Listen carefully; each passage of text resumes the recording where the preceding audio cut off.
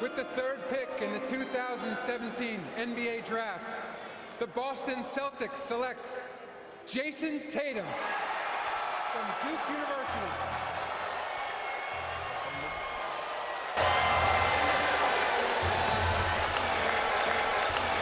This is the best case scenario, really. It's rare, but when it does happen, it's franchise altering. What am I talking about? Well, each summer we have to go for this, that, this as well, and how could you forget that? Stars get traded every single summer. This typically ignites a rebuild for their former team. And how the rebuild starts is by trading the star for draft picks, which are important and should show caution for trading, especially for small market teams. However, it is not and should not be the end of the world and can be overrated.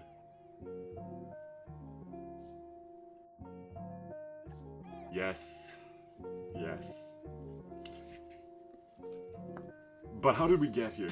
We can trace this back to one man in specific, a former NBA player who, in fact, used to play for the Celtics, funny enough, and was also a Mormon. Danny Ainge. But no, not back then. Back then. See, Danny, he was good at his job. Damn good. So good, in fact, he pulled this off. Look how good this is for the Nets. They basically get 3 NBA champions for basically nothing. This upcoming season, man, it's gonna be something. Let's see what this is gonna be like. Bring it up here. Oh. Well, they're older, like, yeah. You see? That's gonna be good now. Alright, we're in the playoffs. Let's get this train going. Come on. Oh.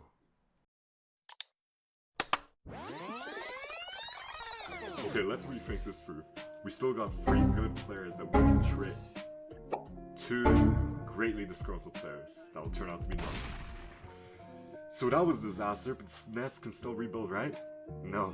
You see, Danny was smart. He realized the true importance of draft capital in a time where it was just shrugged off.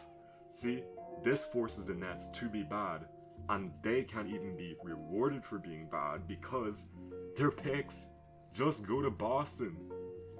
When this happens, it set an alarm for every other GM in the league. And a warning to value your picks, especially with each draft class getting better than the last. With even the media especially quick to scrutinize greatly a deal, but it's overreacting. As this Celtics-Nets trade was just a bad trade for the Nets. Here's why. Kevin Durant is one of the greatest power forwards to ever play. However, following his loan ship in 2008 and following injuries, it was clear he was going into a decline. So yes, his dramatic drop-off was to be expected. And with Paul Pierce, the Nets made the biggest no-no in a trade. Trading for an expiring deal. As a franchise, yes you, it's best to only trade for expiring contracts only if you're in the most dire situation, as quite simply, they're just too unpredictable, especially Pierce, who at the time, we did not know how he'd deal with a change in team environment and culture. Therefore, the Nets shelved their depth and their future for nothing. So this should be an example for why you shouldn't trade picks for stars, right? Right? No. Quite simply, no.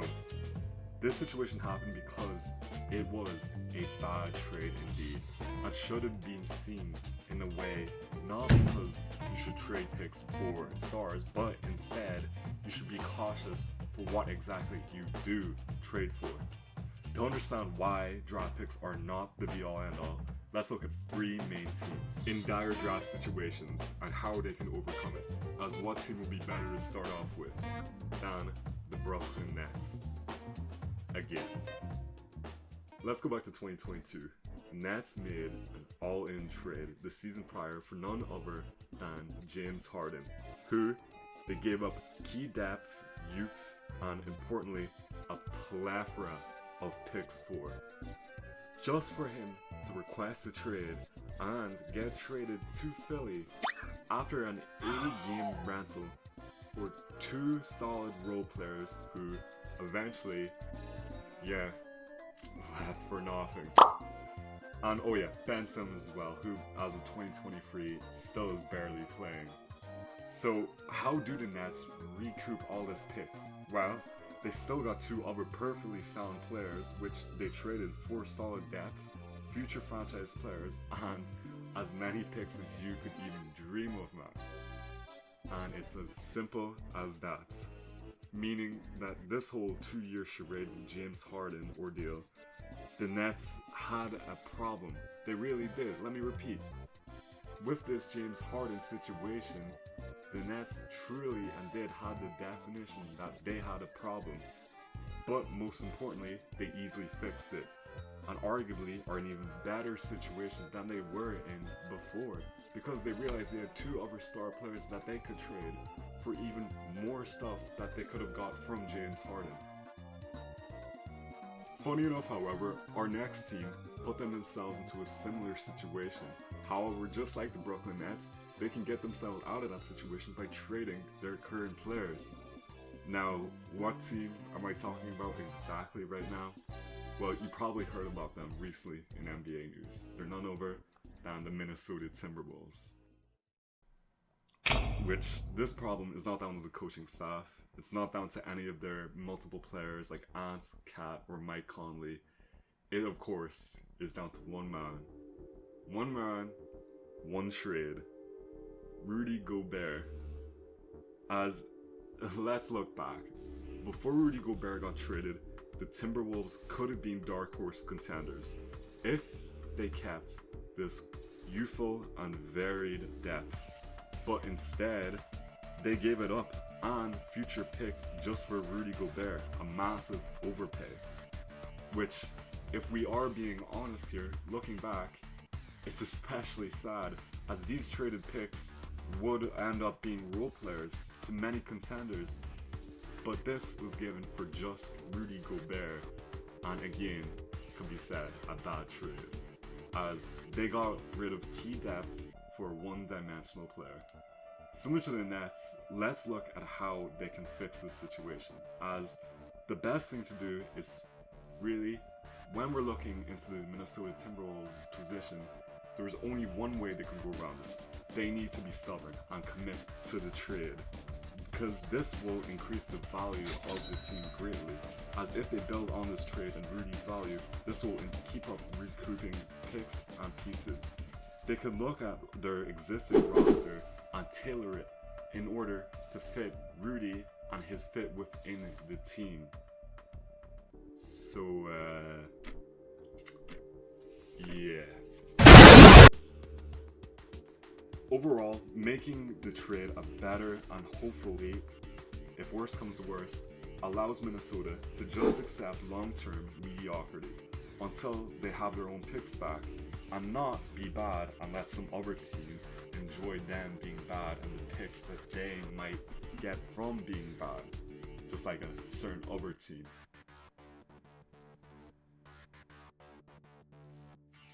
But no, don't do that. Just trade Cat, okay? If you trade him, you can get some good depth and picks.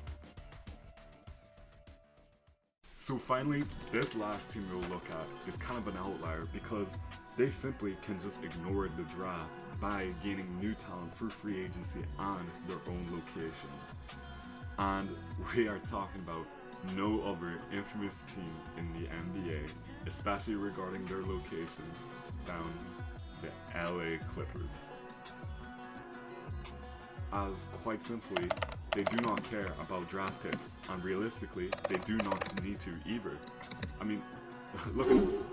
I mean, they gave up a full family worth of picks for Paul George and Kawhi, and constantly, if we look at news articles, are in discussions for their dim future past Kawhi and the Paul George era.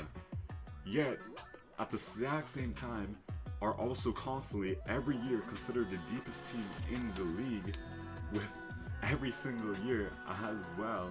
If you look past the first few years of the Kawhi era, the roster gets replenished with new and beneficial talent, mainly because they're in LA.